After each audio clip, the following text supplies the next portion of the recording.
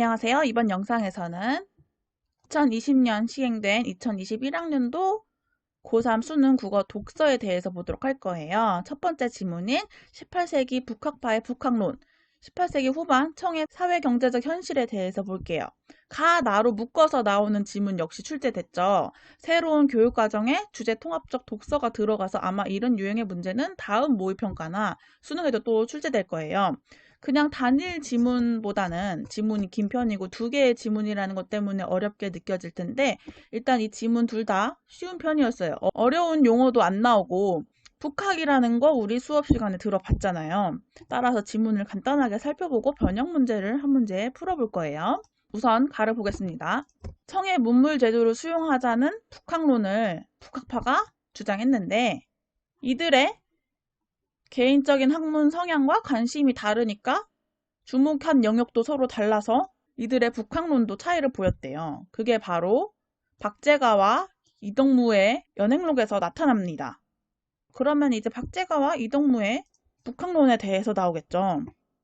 박제가는 청의 현실을 그냥 진짜 단순한 현실이 아니라 조선이 지향해야 할 가치 기준으로 보았어요. 그리고 그것은 북학위에 묘사된 청의 현실은 특정 관점에 따라 선택 및 추상화된 것이었어요. 즉, 주관적으로 기술했다는 거죠. 그리고 청의 현실을 중화가 손상 없이 보존된 것이라고 보았고, 조선은 나름의 독자성을 유지하기보다 중화와 합치되는 방향으로 나아가야 한다고 주장했습니다. 또한 명에 대한 의리 문제는 청이 천하를 차지한 지 100여 년이 지났으니까 자연스럽게 소멸된 것으로 여기고 청문물제도의 수용이 가져다주는 이익을 논하면서 이익 추구에 대해서 긍정을 했어요. 그런데 당시 주자학자들은 이익 추구에 대해서 부정적이었습니다. 그 다음 3문단 이덕무는 청의 현실을 객관적 태도로 기록하고자 했어요. 바로 첫 번째 차이점 나타나죠. 박제가는 주관적으로 특정 관점을 취해서 기록했어요. 그래서 이덕무는 잘 정비된 마을의 모습을 기술하며 그는 황제의 행차에 대비하여 이루어진 일련의 조치가 민생과 무관하다고 지적했습니다. 황제의 행차에 대비하기 위해서 마을을 잘 정비한 거지 원래 마을이 잘 정비된 게 아니라는 거죠. 이렇게 민생의 문제를 간과하지 않았습니다. 그리고 청문물의 효용을 도외시하지는 않고 박제가와 마찬가지로 물질적 삶을 중시하는 이용후생에 관심을 보였습니다. 이거는 공통점이 되겠네요. 청문물 수용이 가져다주는 이익은 긍정했습니다. 일단 기본적으로 이덕무는 북학파잖아요. 북학파가 청문물을 수용하자는 입장인 거죠. 당연히 이익이 있으니까 수용하자고 하는 거죠. 그런데 이덕무는 스스로를 평등견이라고 불렀던 인식 태도를 바탕으로 청에 대한 찬반의 이분법에서 벗어나 청과 조선의 현실적 차이 뿐만 아니라 양쪽 모두의 가치를 인정했어요. 객관적이고 중립적인 입장을 취한 거죠. 청과 조선은 구분되지만 서로 배타적이지 않다고 보았어요. 즉, 청을 배우는 것과 조선 사람이 조선 풍토에 맞게 살아가는 것이 모순되지 않는다는 거예요.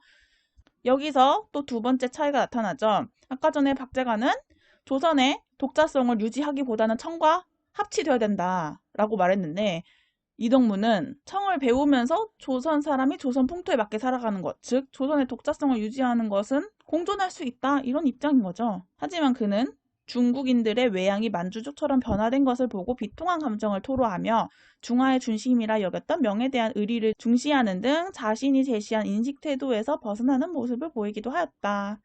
중화의 중심이라 여겼던 명에 대한 의리를 중시했대요. 이게 또 차이점이 되겠네요. 세 번째.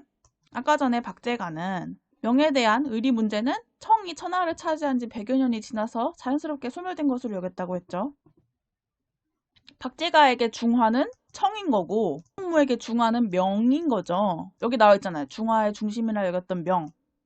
따라서 둘 다 중화 관념 자체에 대해서는 긍정적인 태도를 가지고 있었어요. 단지 중화의 대상이 조금 달랐던 거죠. 따라서 가의 주제는 박제가와 이덕무의 북학론 형성 배경과 견해 차이가 되겠습니다. 나는 간단하게 정리하자면은 박제가가 이덕무가 연행길래 올랐던 18세기 후반 중국의 상황에 대해서 설명하고 있어요.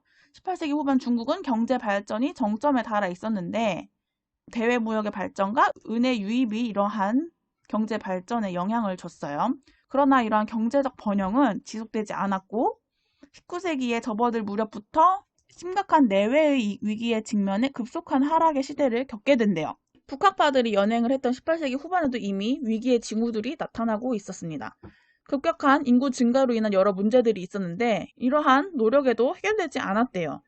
급격한 인구 증가로 인한 여러 문제는 이 부분에 나와 있어요. 뭐 정리하자면은 반란의 위험성이 증가했다는 거, 그리고 부정부패가 심화됐다는 거, 관료 조직의 규모가 정체되어 있었고 경쟁이 심화돼 불법적인 행위가 나타났다는 거, 이런 것들이 있겠죠. 그래서 이러한 사회적 불안 요인으로 하락을 겪게 되는 중국에 대해서 설명하고 있습니다. 나의 주제는 18세기 후반 정점에 달한 청의 경제적 번영과 사회적 불안 요인이 되겠어요. 여기서 아마 여러분들이 이 부분 평등견에 대해서 묻는 문제를 많이 틀렸을 거예요. 바로 18번 문제죠. 평등견에 대한 이해로 적절한 것은? 반 이상의 학생이 3번을 선택했어요. 답은 5번인데. 청과 조선의 가치를 평등하게 인정하고 풍토로 인한 차이를 해소하려는 인식 태도이다. 뭐 그럴듯한 내용이죠. 헷갈릴만 해요. 왜냐하면 평등이라고 했으니까 같이 평등하게 인정하고 일단 차이를 해소한다 라는 말 되게 도덕적인 말 같잖아요. 뭐 빈부격차를 해소하는 것처럼. 그런데 이동무는 청과 조선은 구분되지만 배타적인 것은 아니라고 했죠. 조선 사람이 조선 풍토에 맞게 살아가며 청을 배울 수 있다고 했죠. 그런데 풍토로 인한 차이를 해소한다? 청은 청의 풍토에 맞게 살아가고 있는 거고 조선은 조선의 풍토에 맞게 살아가고 있는데 이 차이를 해소하려는 거는 조선의 독자성을 잃게 되는 거잖아요. 조선 사람이 조선 풍토에 맞게 살아가지 않게 되는 거니까 이건 이동무의 인식 태도가 아니겠죠. 이동무는 조선이 조선 나름의 독자성을 유지하면서 조선의 풍토에 맞게 살아가는 것도 가치가 있고 청 문물이 효용이 있으니까 청 문물을 배우는 것도 가치가 있는 거야. 서로 못 손대는 게 아니야. 둘 다 공존할 수 있어. 이런 입장인 거예요. 시간이 없으니까 변형 문제를 빨리 보도록 할게요. 14번을 보겠습니다. 여러분들 일시 정지하고 풀어보세요. 풀어보셨나요? 5번이에요. 이것만 보도록 할게요. 북학일을 쓴 박제가는 이동무와 달리 청문물제도의 수용이 가져다주는 이익을 인정했기 때문에 청문물제도를 긍정적으로 바라봤을 거야. 이동무는 청문물제도를 수용하자는 북학론을 펼친 북학파예요.